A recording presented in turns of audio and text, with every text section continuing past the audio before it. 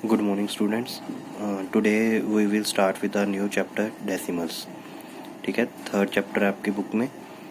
तो डेसिमल होता क्या है, जिन फ्रैक्शंस में हमारा डिनोमिनेटर 10, 100 या 1000 ऐसे कुछ है उनको हम क्या बोलते हैं, डेसिमल. ठीक है, आम लैंग्वेज में बात करें तो जिसको हम पॉइंट बोलते हैं ना, पॉइंट की फॉर्म में लिखना, उसको ही डेसिमल बोलते हैं. ठीक है, अब फर्स्ट क्वेश्चन देखो, convert this decimal into fraction.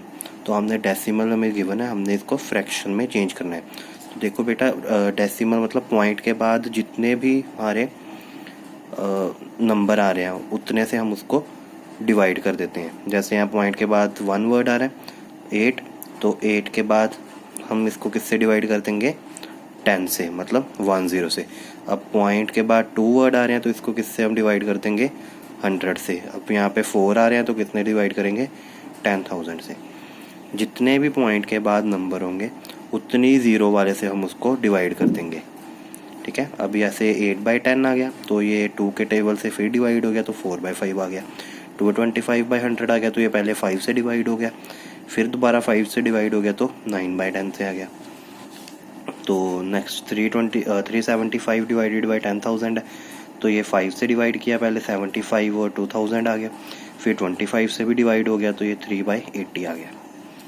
ठीक है, अब नेक्स्ट देखो, which of each of the following as decimal.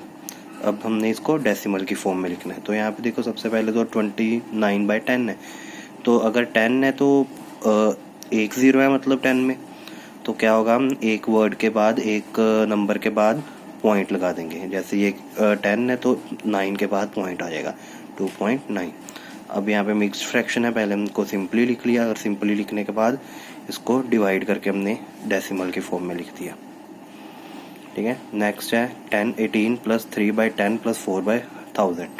तो 3/10 है, अब वहाँ यहाँ पे कितना है, एक ज़ीरो है तो एक के बाद पॉइंट लग जाएगा तो यहाँ पे आएगा 0.3. अब 4 है, अब यहाँ पे 1 2 3 ज़ीरो है तो 3 के बाद 3 मतलब नंबर्स के बाद हमारा पॉइंट आना था, बट हमारे पास न्यूमिनेटर में कितने नंबर हैं, एक ही नंबर है, तो बाकी हम दो क्या लगाएंगे, ज़ीरोस लगाएंगे. तो ये क्या आ जाएगा 0.004. ठीक है, फिर तीनों को ऐड कर दिया. अब ऐड कैसे करना है वो देखो. देखो बेटा, ऐड करने से पहले हमने सभी के पॉइंट के पीछे देखना है कितने नंबर हैं, और सभी के पॉइंट के पीछे नंबर बराबर होने चाहिए. जैसे यहाँ पे देखो, यहाँ 4.56 में पॉइंट के बाद 2 नंबर है, अब यहाँ पॉइंट के बाद 1 है और यहाँ भी पॉइंट के बाद 1 है, तो हमने सभी में पॉइंट के बाद 2 नंबर्स बनाने हैं. तो हमने यहाँ पे 0 लिख दिया साथ में, तो ये बन गया 4.56, 0.80 और 32.50. अब तीनों को ऐड कर दिया, तो डेसिमल वाले के साथ ऐड होंगे और जो सिंपल वाले हैं वो वैसे ही ऐड हो जाएंगे डेसिमल के आगे वाले. ठीक है, यू कैन चेक दिस. अब नेक्स्ट देखो, यहाँ पे 0.05 है, यहाँ पे 0.004 है.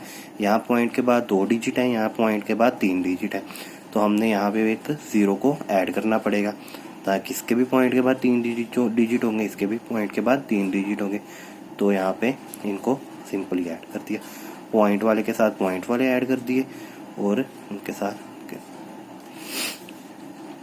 नेक्स्ट है, अब सब्ट्रैक्शन आ गई.